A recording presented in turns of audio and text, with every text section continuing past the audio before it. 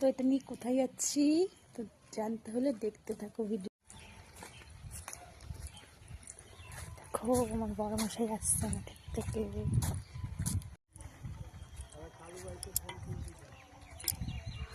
তো চলে এসেছি মাঠে। মাঠে কি কুয়াশা ভাই, দেখো কিচ্ছু দেখা যাচ্ছে না। পাশে বাস দেখো এত কুয়াশা পড়ছে, কিচ্ছু দেখা যাচ্ছে না, কিচ্ছু, শুধু সামনের টুকুই দেখা যাচ্ছে।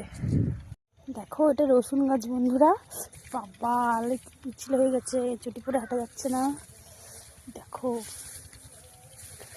ভিজেই যাচ্ছি, কারণ বাড়ি গিয়ে জামা কাপড় ছেড়ে রান্নাই করতে হবে, এই জন্য মাঠে এসছি। এটা কি বলো তো, চিনতে পারছো কেউ? যারা গ্রামে থাকো তারাই একমাত্র চিনতে পারবে। বলো তো কি, এটা পেঁয়াজকালি।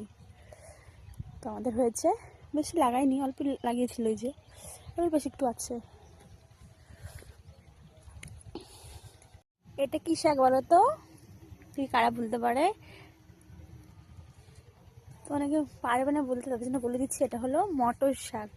তো মটর শাক কারা খাও কমেন্ট করে বলো। আমি তেমন একটা ভালো খাই না। এই দেখো আমাদের এটাও। যেটা নিতে এসেছিলাম চলে এসেছি তার সামনে, চলো তোমাদেরকে দেখিয়ে দিচ্ছি কি নিতে এসেছিলাম। এই দেখো, বলো তো এটা কি শাক? যদি কেউ জেনে থাকো তো কমেন্ট করে বলো।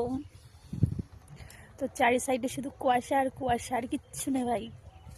দেখো দেখে নিয়েছো, এই বড় বড় গাছগুলো দেখছো, এই সোজা আমাদের বাড়ি।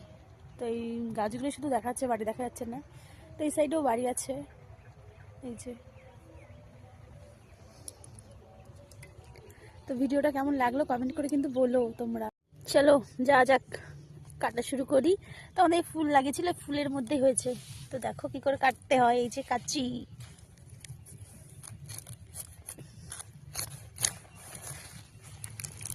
তো কেটে নিয়েছি, এই যে